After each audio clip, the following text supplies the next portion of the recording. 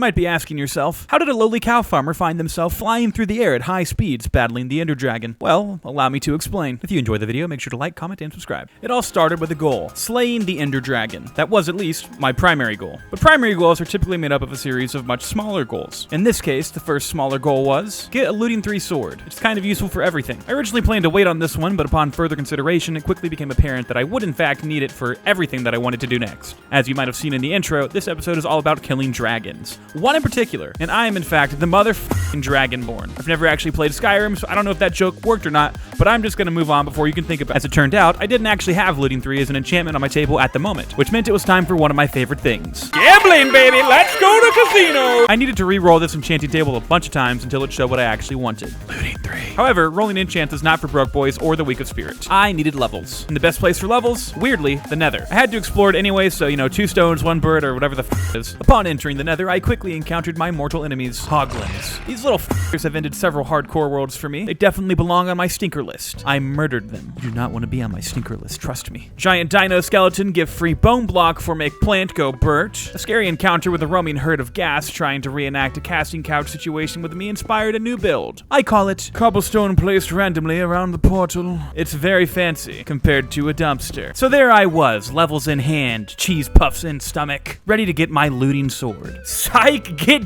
on. I don't have any lapis. Upon that realization, I went ahead and did some more mining. I need more deep slate for the wall regardless, so I mean, it's fine. As a nice little bonus from the IRS following tax season, Fortune 3 allowed me to easily collect 40 diamonds and also a couple stacks of lapis, and it only took like, I don't know, a night or so, approximately. Hey, you remember the really tall ladder that I said I was tired of climbing up and would replace next episode? Yeah, so that was a fucking lie. I hate this thing, but I also hate making water elevators. It's very annoying. I don't know, maybe next episode. Leave me alone. So now I had lapis, and I had enough levels to start rolling, gambling for the looting 3 enchantment. And you know what? Eventually, I did hit big, baby. We're going all the fucking way. But it took like 15 levels. So, back to the Nether, more XP grinding. Let's go. The Nether spawn was a little rough to navigate around since it was mostly just lava everywhere. But being the smart boy that I am, I knew making a tunnel at a higher elevation would lead me somewhere interesting given enough time. That's my strategy for life. Just start digging holes and see where you end up. Thankfully, it didn't take too much time at all. Pretty quickly after starting, I broke a block and was greeted with the blue hue of a warped forest biome. These biomes are nice both for Enderman spawns, which are important later, and for glow shrooms, which look nice always. Finding this opening was an even better surprise than it might seem at first glance. While my main task right now was hitting level 30 from mining quartz, I was also searching for a nether fortress. An opening like this usually means one is nearby. Allegedly. But don't quote me on that, because I just made it up.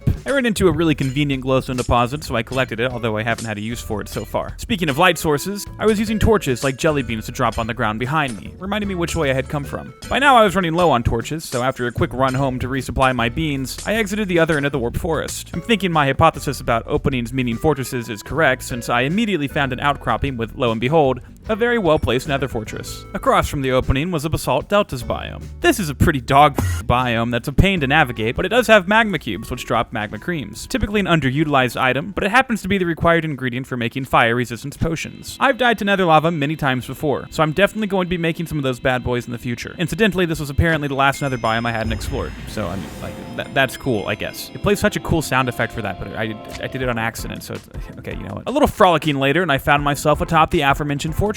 I killed some blazes just for, shits and giggles, but I didn't have looting yet, so it didn't make much sense for me to continue farming them. Also, I was almost level 30, so I just went home. Here's the loot that I've hauled for my nether adventures so far. Shaking with anticipation, I ran to the enchanting building and threw on my looting 3. Got a little unlucky with the bonus enchantment, just being Smite 4, but I suppose it could have been nothing, so you can't really complain. Also, Smite 2 is coming out pretty soon. That's a video game, so...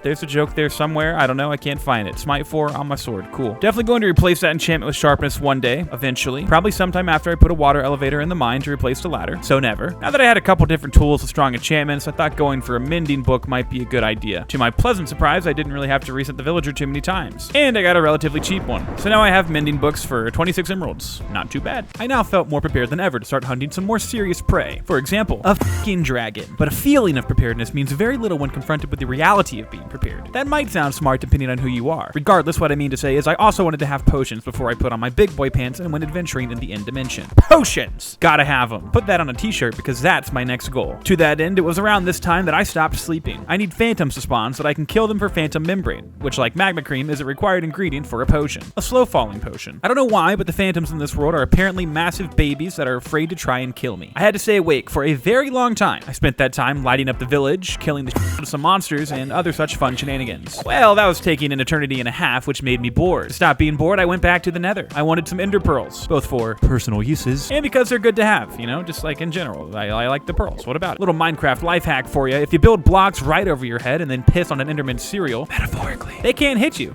but you can hit them really good and hard. They will die. Since I was already in the nether anyways, I decided to go farm some blazes as well. On the way, I found a herd of wither skeletons just chilling with the boys in a hole and whatnot, so I f***ing murdered them. Didn't get any skulls, unfortunately, but there's always next time. A few minutes of extinguishing flying flames netted me around 15 blaze rods, which on the scale of shabby is not too. My nether plundering also led me to a small patch of nether warts, which I gobbled up like a really big bird eating another really big but slightly smaller bird. I'm the big bird. But as far as plundering, that was mostly all that there was to be plundered in that particular plunder hole. Here's another update on the old nether chest, and here's an update on the old goodies chest.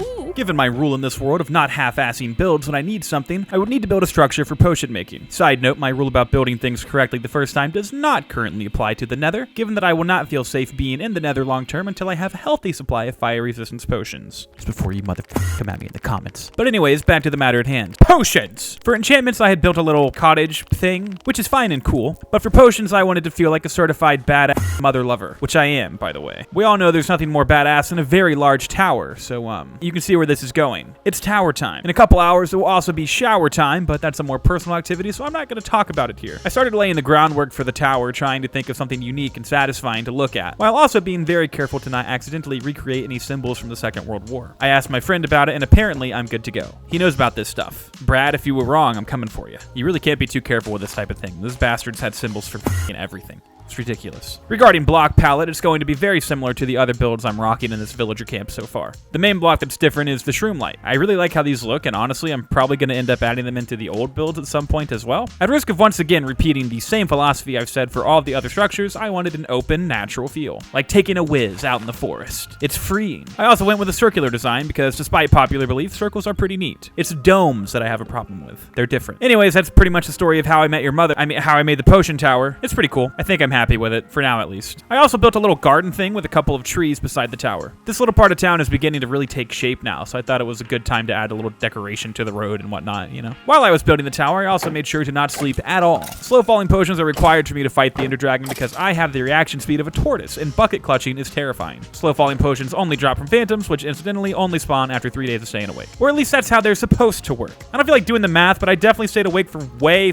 longer than 3 days trying to get these little to spawn. It was very annoying, but it did at least allow me to farm some random mob drops during the night, so I guess that's something. On day 53, I was feeling just a little bit silly, like a silly little fella. I wasn't actually ready to go into the end yet, but I was curious where the portal was. So after crafting some Eyes of Ender, I went on a little adventuring expedition, we'll call it. It was, of course, at dawn, right after I set out, that at long last, the little blue bastards decided to make an appearance. It's about damn time. Anyways, phantom membrane secured. I also went and found a horse for my adventure. Let's call him Jimbo. Me and Jimbo continued venturing out. He was super cool. I wouldn't get too attached to Jimbo. He will not be making another appearance. I had now officially cleared all minor goals required in order to achieve my primary goal. I was ready to go train my dragon, but instead of training it, I was going to put a sword in it, and then swirl the sword around a bunch of times like a blender and whatnot. I collected some water from around the beats and filled a bunch of bottles. I don't always make potions, but when I do it in bulk. Bigger is always better, except in the case of colonoscopies, and a few other things. But from there, I set out again, this time with every intention of actually entering the end. You could have called me Frodo Baggins, because I was on an adventure, and frankly, I was ready to start teabagging a dead dragon. Holy shit,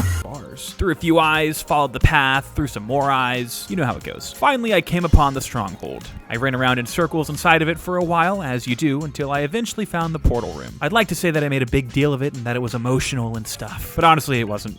I've done this so many times, man. Also, I'd been playing for several hours straight at this point, and I just wanted to go to bed. I entered the end and was greeted with an age-old sight. Big old of a dragon flying around like an asshole. One cobblestone tower and several arrow shots later, I had taken down all of the healing towers. As usual, I participated participated in just a few shenanigans, aka getting thrown around by the dragon's wings, but to no one's surprise, I did eventually prevail. I'm a Minecrafter. Of course I f***ing killed a literal f***ing shit out of some dickhead bitch-ass dragon when that little dip it tries to talk shit. Side note, I now have 68 levels, and honestly, I'm not sure what I'm gonna do with them. But I guess we'll see. I was already here, and frankly, I didn't feel like having to run all the f***ing way back to get an elytra. So I said, screw it. 2 adventures for the price of 1. I threw a pearl into the portal thing. I don't know what they're called. And started looking for a city. Honestly, much like the Nether, I got pretty lucky with this seed. I found a city almost immediately. Did some plundering, got some shulker boxes, some really thin butt plugs, and other stuff. And eventually climbed the ship to retrieve my first elytra. And with the newfound ability to fly, or, fall with style, I returned home. Oh, by the way, I did also collect some dragon breath. I don't remember what you're even supposed to do with it, but I have it.